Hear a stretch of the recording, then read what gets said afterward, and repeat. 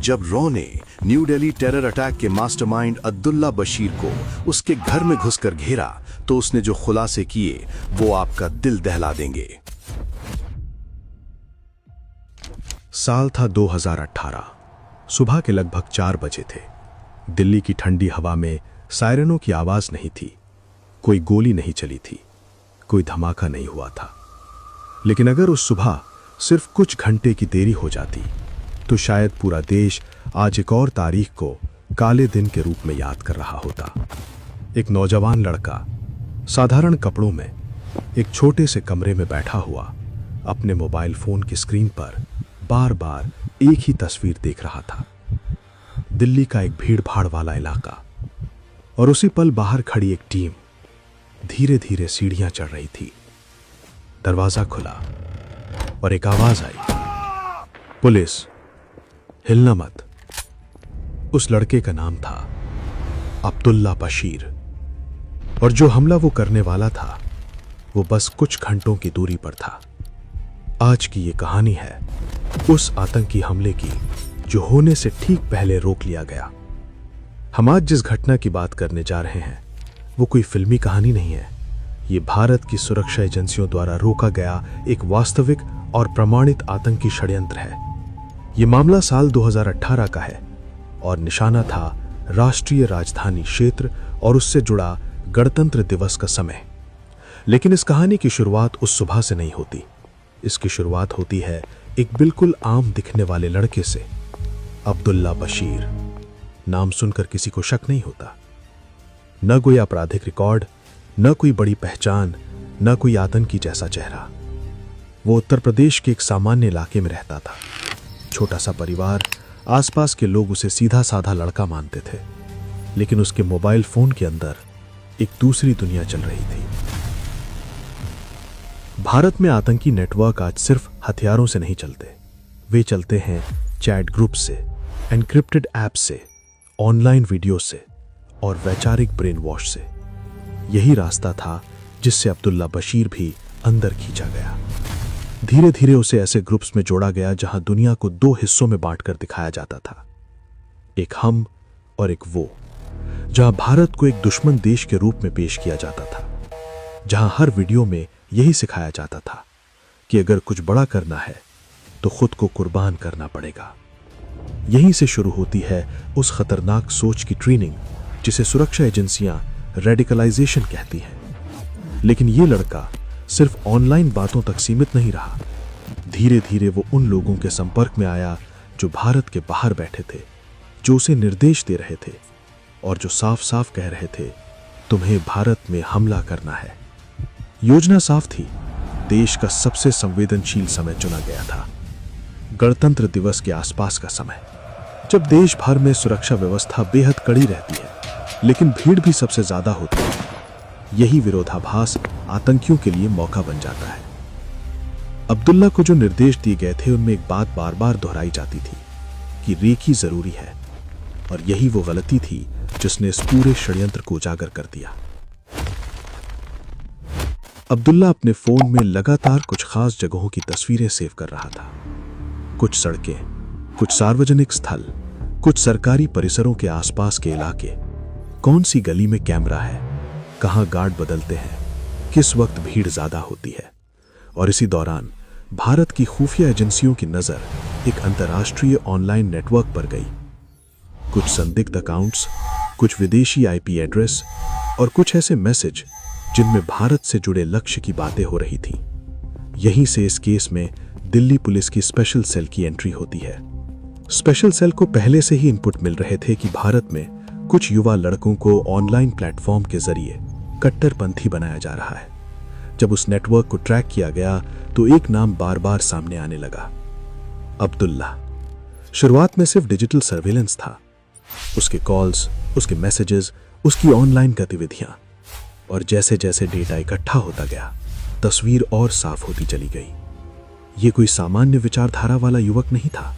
ये एक ऐसा व्यक्ति था जो आतंकी हमले की तैयारी कर रहा था। सबसे चिंताजनक बात यह थी कि उसकी बातचीत में बार बार एक ही शब्द आ रहा था, जल्दी, टाइम कम है, जल्दी करना है, डेट बदल नहीं सकती। यानी योजना तैयार थी, अब सिर्फ उसे अंजाम देना बाकी था। जांच में यह भी सामने आया कि वो अपने संपर्कों को यह भरोसा दे चुका था कि मैं तैयार हूं, और यहीं से एजेंसियों के लिए खतरा कई गुना बढ़ गया। क्योंकि जब कोई व्यक्ति खुद को मरने के लिए तैयार कर लेता है तो उसे रोकना सबसे मुश्किल हो जाता है। अब सवाल था वो हमला कहां करने वाला था।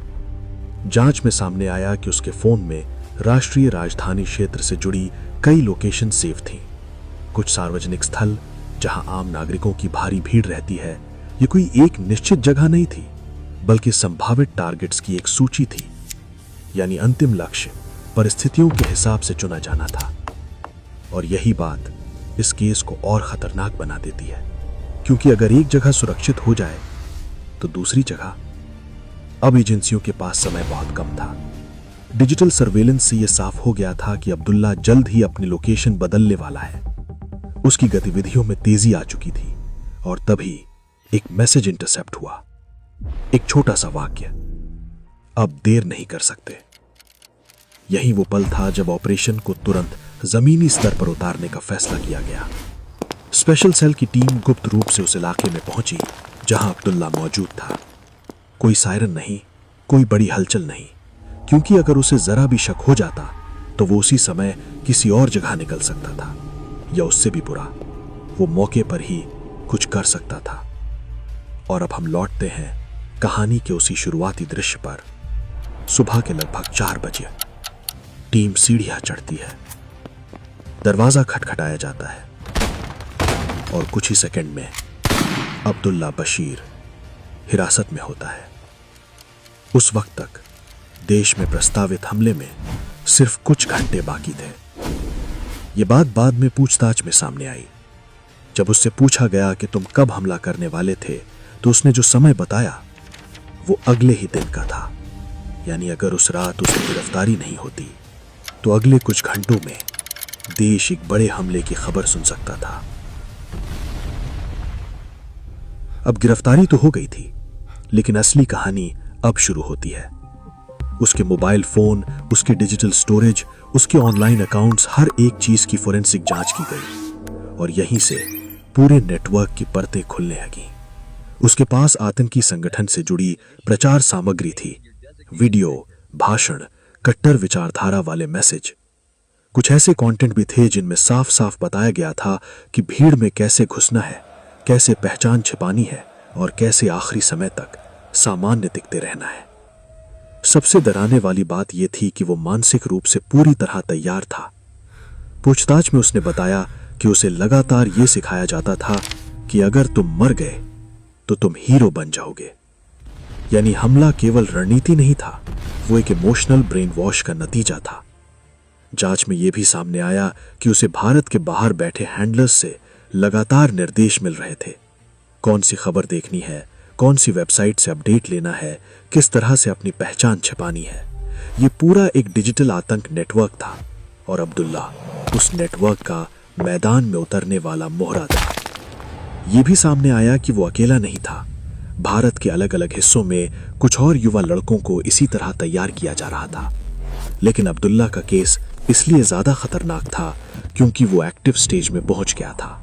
यानी अमेज़न विचारधारा से आगे, तैयारी से आगे अब सिर्फ एक कदम बाकी था। गिरफ्तारी के बाद स्पेशल सेल ने पूरे नेटवर्क को पीछे तक ट्रेस किया। कई डिजिटल अकाउंट्स बंद कराए गए, कई संदिग्ध संपर्कों को चिन्हित किया गया, और सबसे बड़ी बात, एक ऐसा हमला टल गया जिसका शिकार कोई भी हो सकता था। यह कहानी हमें एक बहुत कड़वी सच्चाई बताती है। आज के दौर में आतंकी सिर्फ सीमाओं से नहीं आते, वे मोबाइल फोन से आते हैं, इंटरनेट से आते हैं, और हमारे ही समाज के अंदर से निकलते हैं। अब्दुल्ला किसी जंगल में छिपा हुआ आतंकी नहीं था। वो हमारे जैसे ही शहरों में रहता था, हमारे जैसे ही बाजारों में जाता था, हमारे जैसे ही कपड़े पहनता था।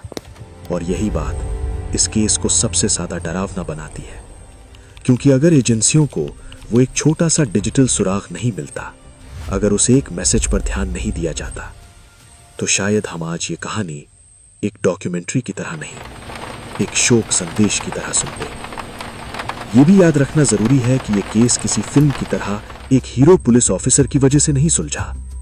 ये सुलझा डेटा एनालिस्ट से, साइबर एक्सपर्ट से, फील्ड इंटेलिजेंस से और कई गुमनाम अफसरों की टीम वर्क से। और यही आधुनिक आतंकवाद से लड़ने का तरीका है। जब इस केस की जानकारी मीडिया में आई तो बहुत कम लोगों ने इस पर ध्यान दिया, क्योंकि जब धमाका नहीं होता तो खबर भी छोटी हो जाती है। लेकिन सच ये है, रोक दिया गया हमला अक्सर किए गए हमले से कहीं बड़ी सफलता होता है। आज जब हम आराम से अपने घरों में बैठकर खबरें देखते हैं तो हमें शायद ये एहसास नहीं होता कि कई बार हमारी सुरक्षा उन फैसलों पर टिकी होती है जो आधी रात को बिना किसी कैमरे के सामने लिए जाते हैं। अब्दुल्ला बशीर का मामला आज भी सुरक्षा एजेंसियों के लिए एक केस स्टडी है कि कैसे एक अकेला व्यक्ति पूरे सिस्टम के लिए इतना बड़ा खतरा बन सकता है और कैसे एक छोटी सी डिजिटल चूक एक पूरे आतंकी प्लान को उजागर कर सकती है। लेकिन इस कहानी का सबसे बड़ा सवाल आज भी हमारे सामने खड़ा है। अगर एक युवक इतनी आसानी से कट्टरपंथी बनाया जा सकता है तो हम समाज के रूप में कहां चूक कर रहे हैं? क्या हम अपने आसपास बदलते व्यवहार को पहचान पाते हैं? क्या हम ऑनलाइन दुनिया की असल सच्चाई समझ पाते हैं? क्योंकि अगला अब्दुल्ला किसी और गली में हो सकता है, किसी और शहर में हो सकता है और किसी और मोबाइल स्क्रीन पर वही वीडियो देख रहा हो सकता है।